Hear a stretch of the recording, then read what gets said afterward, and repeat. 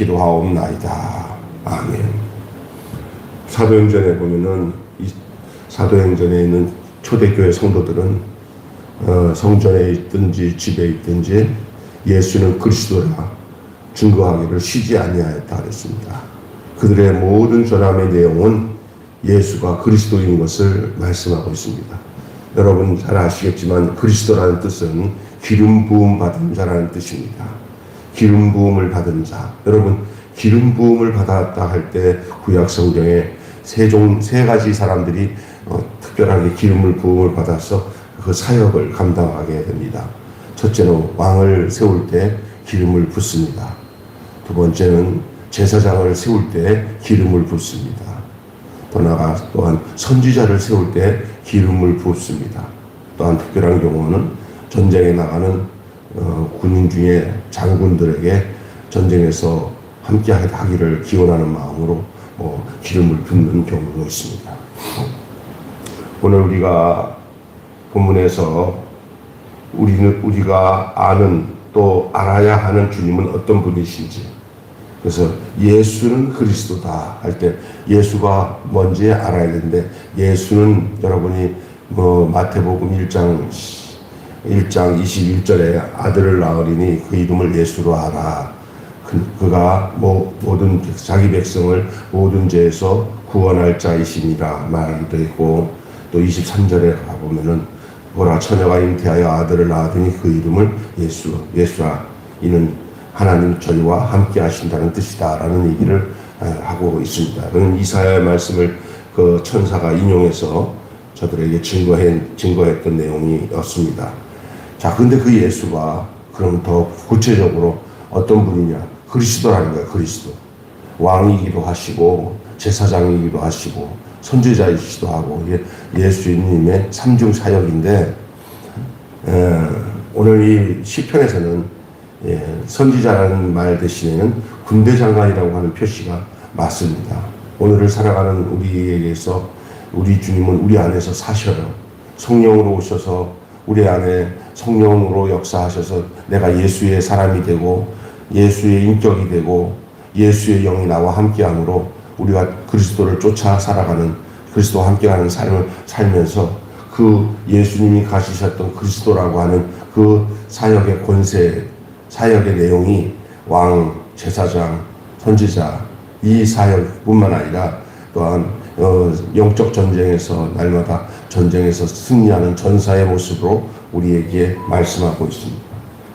여러분, 죽임을 당하신 어린 양 예수께서 영원부터 영원까지 왕으로 통치하신다는 것을 인식한 제자들이 몇이나 있었겠습니까? 우리는 그 신약 성경 사도행전, 특별히 사도행전을 보면서 제자들의 모습이 사복음서뿐만 아니라 사도행전 초기까지 성령이 교회에 부어져서 또한 공동체에 부어지고 제자들에게 부어지기 전까지는 저들이 정확하게 그 죽음당하신 어린 양이신 우리 주 예수님이 영원부터 영원까지 왕으로 통치한다고 인식하는 제자들이 몇이나 있었냐? 저는 거의 없었다고 봅니다. 성령이 오시기 전까지는 전부 자기 개념과 생각 가지고 행하고, 때로는 순간순간 어떤 성령이 역사하셔서 아주 곧잘 정확한 대답을 하게 할 때도 있었어요. 뭐냐면 베드로에게 나타나서 주는 그리스도시죠, 살아계신 하나님의 아들이십니다 라고 얘기할 때 우리 주님이 바요나 시몬아 내가 꼭 있도다.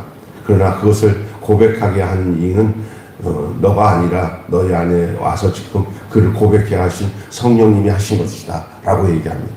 그러나 이제 나중에 베드로에게 성령이 완전히 부으심으로 임하셔서 성령이 세례를 받고 난 뒤부터는 베드로는 자기 인생을 안 살고 자기가 깨닫고 안 이 예수와 함께 동일하게 살아가는, 동질적으로 살아가는 인생으로 바뀌어집니다. 뚜렷하게 예수가 그리스도인 것을 알고 그로 인하여 자기가 그리스도로서의 삶을 살아가는 그 뒷발자취를 따라가는 주의 사역자인 것을 그는 알고 나중에 예수님과 동일하게 십자가에 못 박혀 죽는 역사가 그에게도 찾아옵니다. 그는 그 다음부터는 뭐 베드로는 걷잡을 수 없어요. 막 자기 사역에 살 여유도 없어요. 예수와 함께 사는 것이 그 인생의 전부인 것을 그 자기의 삶을 통해서 나타낸 것을 우리는 베드로 한 사람만 봐도 알 수가 있는데 제자들 전부 다 그랬어요. 다 선교지에서 그 순교를 당했어요. 여러분, 도마라고 하는 사람은 나는 예수님을 만나서 그 손과 옆구리에 창짝을 보지 않으면 믿지 않겠다고 했던 도마는 예수를 만난 후에 저 인도로 가서 가장 험하게 죽었다고 해요. 가장 험하게. 바로 그렇습니다. 주를 만난 사람은 주와 같이 되어집니다. 주를 만난 사람은 주님과 신 길을 가게 되는 줄로 믿습니다. 그 내용은 바로 그리스도의 삶입니다. 예수는 그리스도. 그들의 인생은 기름 부음 받은 자로서의 삶을 살게 되는 것이죠. 그러나 저들은 거의 처음에는 몰랐어요. 거의 예수님 계셔서도 하는 소리마다 그냥 엉뚱한 소리 해도 예수님은 그냥 아쉽게가 아니다.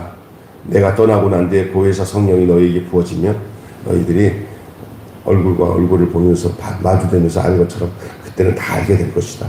저희 개인적으로 그렇더라고요. 예수님을 막연하게 그냥 내가 예수와 죽고 다시 살아난 새 생명 가운데 살기 이전에는 신앙생활도 내 마음대로 하고 내 뜻대로 하고 내 중심으로 하는 거예요. 아직도 내 심령 속에는 욕망에 사로잡혀가지고 예수를 이용해서 내가 얼마나 출세할까, 예수를 통해서 내가 얼마나 이 세상에 잘난 사람으로 살까, 이런 데서 벗어나지를 못해요. 그러나 정말로 성령이 내 안에 들어와서 내가 예수가 그리스도이심을 알고 그리고 그리스도이신 것을 증거하고 살아가는 사람의 삶은 뭐냐? 나는 없고 내 안에 예수밖에 남는 게 없어요. 그래서 곧잘 살아가는데 험한 일이 생기고 고통이 생겨도 전혀 개의치 않습니다. 주님 가신 길이라면은 어떤 길이라도 마다하고 갈 수밖에 없는 인생인 것을 고백하고 살아가는 삶이 오는 것입니다. 그것이 오늘 이 본문에서 우리에게 말씀하고 있는 내용인데 그 중에 어떤 거냐? 하나님 나라가 회복해야 되는 게 이때이니까 라고 했던 예수님의 제자들을 기억하시죠. 예수님이 승천하시는데도 이스라엘이 회복될 때가 이때니까. 야, 죽고 부활하셔서 이제 승천하기 직전까지도 이들은 전혀 벗어나지를 못해요. 결국 예수님이 완전히 승천하셔야 했고 예수님이 말씀하신 대로 나를 대신해서 보혜사 성령이 너희에게 임하셔야 너희들이 그때야 내가 너희들과 함께 했던 것이 다 무엇인지를 알게 될 것이다 라고 하신 말씀이 그때야 이루어지지 않습니까? 이것을 볼 때 오늘 시편 110편에서 나오는 이 메시아가 예수인 것을 제대로 이해하는 것은 정말 중요한 거예요. 시편 오늘 110편 1절에서 7절밖에 없는데 그 예수가 메시아인 것을 제대로 이해할 수 있었던 내용이 50편, 110편이에요. 거기서 나오는 중요한 내용은 첫째는 그는 왕이라는 거예요. 오늘 본문 말씀을 잠깐 다시 보십시다. 1절부터 한번 3절까지 볼까요? 여호와께서 내 주에게 말씀하시기를 내가 내 원수들로 내 발판이 되게 하기까지 너는 내 우편에 앉아 있으라 하셨도다. 여호와께서 시온으로부터 주의 권능의 귀를 내보내시리니 주는 원수들 중에서 다스리소서. 주의 권능의 날에 주의 백성이 거룩한 옷을 입고 즐거이 헌신하니 새벽 이슬 같은 주의 청년이 나오는도다. 여기서 핵심적인 말씀이 바로 2절에 나오는 여호와께서 시온에서부터 주의 권능의 귀를 내보내시리니, 이 귀가 바로 뭐냐? 홀과 비슷한 말이에요. 홀. 왕권을 쥐고 있는 어떤 지팡이 같은 거예요. 이렇게 나무 막대기나 무슨 보석 같은 거 손에 쥐고 있는 거. 그냥 가만히 있지 않고 그것이 권능의 표식이에요. 그것을 딱 내리면 명령이 임해지는 거고 딱 세워놓고 뭐 그런 게 그게 귀라고 하는 거예요. 권능의 귀. 이건 누구만 가질 수 있는 거냐? 왕만 가질 수 있는 거예요. 그의 명령과 그의 능력으로 모든 것이 다스려지는 거예요. 그게 바로 오늘 그는 왕이라는 거예요. 이에 시편에 시온에서부터 그 주의 권능 위를 내보내시리니 주는 원수들을 다스리소서 이렇게 얘기하고 있습니다. 자, 그래서 여기 보면은 주님은 모든 나라와 민족과 언어와 세대 가운데 통치하시는 권능의 왕이십니다. 통치에 필요한 모든 힘과 권세와 지혜와 능력이 그에게 세세 무궁토록 있습니다. 원수들 가운데서도 샬롬을 외치는 지혜의 왕이십니다. 이러한 왕께 헌신하는 게 어찌 즐겁지 않겠습니까? 그래서 주의 청년들이 새벽 이슬 같은 주의 청년들이 그 주 앞에 나온다라고 했습니다. 자, 그는 왕이며 그는 제사장이라고 했습니다.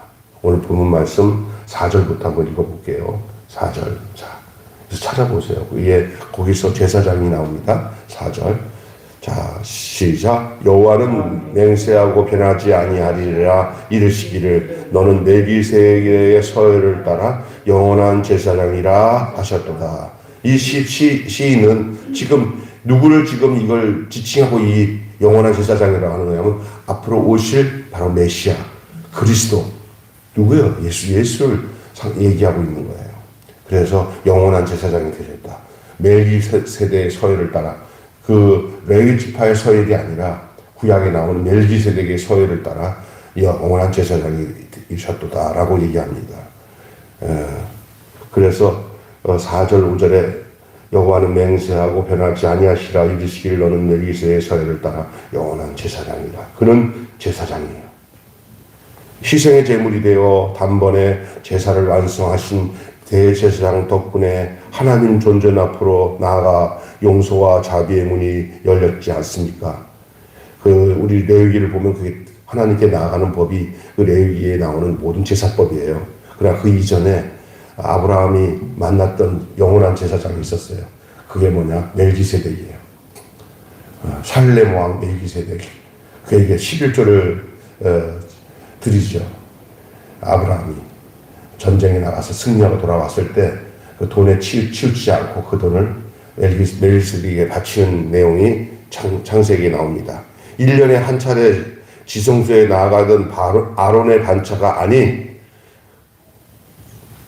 이 멜기세덱의 반차 안에 있는 거예요. 왜냐? 사실은 아론도 인간이 만들어 놓은 제사장이지만 멜기세덱은 이미 아브라함 시대부터 아론이 제사장이 되기 이전에부터 하나님이 그 멜기세덱을 통해서 제사장이라는 내용을 말씀하고 있어요. 그러니까 예수님은 아론의 계열의 제사장이 아니라 창세기에 나오는 멜기세덱의 반열을 따르는 제사장이에요. 그 영원한 제사장입니다. 그렇기 때문에 담대하게 기꺼이 나아갈 수 있는 거예요. 그리고요, 이제 그 뒷부분 오늘 말씀 볼까요? 6절부터 5절인가요? 6절, 5절, 6절, 7절 보세요. 시작. 주의 오른쪽에 계신 주께서 그의 노하는 날에 왕들을 쳐서 깨뜨릴 것이라. 모든 나라를 심판하여 시체로 가득하게 하시고 여러 나라의 머리를 깨서 깨뜨리시며 길가의 시냇물을 마심으로 그 머리를 드시는도다. 이쪽 읽어보면 뭘 상징하냐면 전장에 나가서 전장에서 모든 적군들을 쳐부수고 깨뜨리시는 그런 용사, 군대 장관, 군대 용사, 그 용사를 상징하고 있는 그런 그림 같은 이야기예요. 마지막 절에는 뭐냐? 그 전쟁이 끝나고 잠깐 쉬면서 밑에 내려가 시냇가에 내리는 물을 잘 마시는 멋있는 군대 장관의 모습을 여기 그려볼 수가 있습니다. 길가의 시냇물을 마심으로 그 머리를 드시는도다라고 얘기합니다. 문 나라를 심판하여 시체가 가득하게 하시고 여러 나라의 머리를 쳐서 깨뜨리시며, 이 당시에 이 시를 썼을 때 앞으로 올 그리스도는 이러한 분이다, 메시아는 이러한 분이다 라고 했는데, 그들은 이것이 진짜 눈으로 보이는 어떤 전쟁에 능한 다윗과 같은 메시아라고 생각했는지는 모르겠지만 이것은 영적 전쟁에 대한 내용이죠. 지금도 우리 예수님이 죄악을 이기셨네. 할렐루야. 죽음을 승리로. 할렐루야. 모든 싸움 이기셨네. 주 다스리시네. 예. 세상 권세 멸하시려 주 이 땅에 다시 오셨네. 예. 우리 주님은 마귀를 패하기 위해서, 마귀를 멸하기 위해서 오늘 또 우리의 군대장관으로서 우리가 찬송 부르잖아요. 믿는 사람들은 군병 같으니 앞서가신 주를 따라갑시다. 우리 대장 예수 앞서가시니, 바로 이 시리에서 오늘 앞으로 우리의 메시아 그리스도, 예수는 그리스도라고 하는 그 내용을 말씀하고 있는 것입니다. 그는 바로 군대장관입니다. 세 가지로 말씀드리겠습니다. 그는 왕입니다. 그는 제사장이십니다. 그는 군대장관이십니다. 최종적으로 이 군대장관에 대한 얘기를 좀 더 할게요. 최종적인 판단과 분별 안에서 승리로 모든 전쟁을 끝내실 것입니다. 최후 심판의 자리에서 열방을 판단하실 심판 주시며 모든 것을 새롭게 하시는 새 창조를 위한 승리입니다. 그리스도 안에서 누려지는 그 승리가 새 창조를 얻은 사람들에게 나타난 몫이에요. 바로 우리가 이제는 어디 가서 마귀와 싸우면서 우리가 싸워서 뭐 이기고 지고 할 게 없이 이미 이긴 전쟁에 대해서 우리는 선포하며 나가는 거예요. 우리가 마귀를 이기려고 애쓰지 않아도 그냥 이기신 주님만 드러내면 마귀가 폭 도망가요. 내가 마귀를 이기려고 하면 지쳐도 이미 십자가에서 승리하시고 골고다에서 승리하신 그 예수 그리스도를 앞세워, 대장 되신 예수님 앞서서 뒤따라가기만 하면 그냥 그 뒷길이 생명의 길이고 평강의 길이고 승리의 길이 되는 거예요. 주님 뒤따라가면은 승리하지만 내가 앞서면 마귀에게 잡혀먹히고 얻어맞고 쓰러지고 넘어질 수밖에 없으니 대장 되신 예수 뒤따라가는 저와 여러분 되시기를 바랍니다. 제발 예수님보다 앞서서 마귀랑 싸우지 마세요. 얻어먹고 돌아와갖고 예수님 제가 나 때렸어요. 그러니까 왜 네가 먼저 가냐, 내 뒤따라오라고 그랬지. 주님 뒤따라가시기를 바랍니다. 그게 오늘 우리에게 말씀하고 있는 거예요. 이것이 뭐예요? 모든 것을 새롭게 하시는 새 창조를 위한 승리예요. 그의 승리에 동참하는 모든 이에게 영원한 생명수를 맛보게 할까요? 그 물을 마심으로 머리를 드게 하신다 했어요. 물을 마심으로, 시내에 흐르는 물을 마심으로 머리를 드게 하신다. 생명수를 마시는 자마다 고개를 푹 숙여 절망과 좌절 속에서 사탄의 밥이 될 수밖에 없는 사람도 그 물을 마시는 자마다 고개를 들게 하시는 역사가 있는 줄로 믿습니다. 그게 오늘 마지막 절 7절이에요. 7절 한번 읽어보겠습니다. 시작. 길가에 신의 물을 마심으로 그의 머리를 드시느니로다. 할렐루야. 아멘. 오늘 그렇습니다. 결론 맺고 마치겠습니다. 왕과 제사장과 군대장관을 통하여 영원한 나라가 섭니다. 구원이라는 이름의 뜻대로 예수께서 구원하시는 그리스도, 곧 왕으로서의 하나님 나라의 구원을 베푸실 것입니다. 참된 지도자가 부재한 현실의 속에서 우리는 살고 있습니다. 우리가 살고 있는 현실의 나라인 대한민국도 그렇고요. 세계 전체도 그렇습니다. 참된 지도자가 없어요. 보면 볼수록 걱정거리만 생겨요. 그냥 미국도 그렇고 세계 전체도 그렇고 러시아도 그렇고 모두 전쟁에만 능한 사람들이고 자기들 욕심만 능하고 앞과 뒤가 틀린 사람들이 다 지도자가 돼서 가면서 그게 진짜 이거 뭐 대통령 선거를 해도 진짜 좋은 사람을 뽑는 게 아니라 덜 나쁜 사람을 뽑는 거예요. 덜 나쁜 사람, 덜 나쁜 사람. 그리고 딴 데 좀 지나가보면 아이고 저 사람이 더 좋을 뻔했네 그러지만 다 니캉네캉 똑같아. 진짜 사람 진짜 괜찮은 사람들은 어디 숨어 있고 정말 나오는 사람들은 전부 이상해요. 참된 지도가 부재인 현실 가운데 지혜의 왕이신 예수께서 다스리기를 기도하세요. 우리 주님이 다스린 그리스도의 계절이 오게 해달라고. 예수님이 다스리는 나라, 가정, 교회, 나라, 민족, 세계 열방이 주의 온전한 다스림 속에 있게 해달라고. 이것이 우리가 선포하고 있는 진짜 메시아의 복음, 그리스도의 계절이 돌아오게 하기 위한 복음인 줄로 믿습니다. 전해야 될 것은 주님 아니면 안 돼요. 내가 지금도 대통령이 예수를 믿는 사람이고 하나님을 만난 사람이고 참 좋은 인격을 가진 사람들이 대통령이 되면 얼마나 좋을까. 나는 목사이기 때문에 그런지도 모르겠지만 분명한 사실이에요. 어제도 텔레비를 보니까 그 요번에 계엄을 일으키는데 옛날 정보사 사령관이었던 노상원인가 이 사람 유명 들모임에서 나와요. 근데 이게 지금 국방부 장관이었던 김용현이랑 아주 절친인가 봐요. 근데 그 사람이 지금 보니까 군대에 있다가 원래 육사를 수석으로 입학하고 졸업했던 사람이에요. 그래갖고 잘 나가다가 별 2개 했을 때 성추행으로 쫓겨났어요. 그 군대에서. 똑똑하게 보통 똑똑한 사람이에요. 그러면서 지금 살고 있는 집에 찾아갔더니 무당 마크인 절 마크가 있더래요. 그 동네에서 아주 유명한 절집인데 그 여자 부인은 두 번째 부인인지 첫 번째 부인인지 모르겠지만 그 부인은 무당이더래요.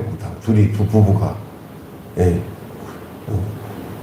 소장 출신 무당인데 그 사람에 의해서 지금 모든 것들이 전부 다 어떤 무술 이런 거 무속적인 거 그냥 그 대통령 주변에 대통령 부인도 그렇고 김정한 목사님한테 성경 공부하면서 아쉬울 때는 다 배웠을 때는 이거 좀 사람이 되나 보다. 얘는 국동방송 가서 보면 그 영상을 보여주더라고요. 다른 데서 보여주지 마라. 여기서만 보여준다고. 목사님이 성경 공부할 때 아멘하고 그런 영상이 보여주면서 이제 청와대에도 저런 사람 저렇게 예수를 제대로 믿는 그런 종교를 이용한 거예요. 정치에. 진짜 내심은 순전히 점치고 역술인들 점치는 사람들 이런 사람들로 그래서 모든 것들 행하는 것마다 다 그렇게 사주팔자 보는 것처럼 여기가 운세가 좋고 저기 운세가 좋고 이런 식으로 나라를 운영하는 그런 것들을 느껴져요. 이번 계엄도 아마 그런 영향을 받았다고 얘기하는데 그럴 수 있다는 생각이 들어요. 지금 그 사람이 그게 좀 마음 아파요. 이게 나라가 하나님 떠나서 어떤 다른 하나님이 가장 싫어하는 것들을 가까이 하면 이런 사단이 나는 거예요. 전체적인 흐름 속에는 참 하나님이 때에 대통령을 제대로 이런 사람을 대통령을 세워야 될 수밖에 없었냐 하는 생각이 들어서 난 좋게도 생각했지만 그러나 이것저것 다 할 것 없이 진짜 문제가 많아요. 기도 많이 해야 됩니다. 나라가 정말 하나님 앞에 정말 믿음으로 기도하는 신실한 주의 사자들이 나라의 지도자가 되어야지. 정말 걱정이에요. 걱정. 하나님 앞에 기도 많이 해야 될 내용이라 생각합니다. 오늘 본문을 보면서 우리가 예수가 우리를 온전히 그의 가정과 모든 심사 그리고 생활 전반에 예수 주의 다스림이 충만한 그런 나라에게 하나님의 복이 임하고 하나님이 함께 하시는 놀라운 축복이 있게 되는 줄로 믿습니다. 한마디로 왕이며 제사장이며 군대 장관이신 주님께서 영원히 통치하십니다. 이 다스림이 있어야 돼. 그게 하나님의 나라예요. 그래서 주기도문에 하늘에 계신 우리 아버지의 이름을 거룩히 여김을 받으시오며 나라가 임하옵시며 하나님 나라가 임하옵시며 하나님 나라가 뭐예요? 예수가 그리스도로서 왕이 되셔서 왕이 되시고 제사장이 되시고 군대장관이 되셔서 다스리는 그런 나라가 10년뿐만 아니라 우리의 가족부터 또 우리의 교회 더 나아가 이 사회 전반적으로 주님이 다스리는 그런 나라가 돼야 그게 진짜 하나님의 원하는 지극히 높은 곳에는 하나님께 영광이요 땅에서는 기뻐하심을 입은 사람들 중에 평화가 임하게 되는 줄 믿습니다. 기도하겠습니다. 우리가 알아야 하는 주님은 어떤 분입니까? 그는 왕이십니다. 그는 제사장이십니다. 그는 군대 장관이십니다. 하나님 오늘 이 나라 위에 주님이 우리의 그리스도가 되어 주시옵소서. 우리를 다스려 주시고 통치하여 주시옵소서. 예수님의 이름으로 기도합니다. 주님 가르침대로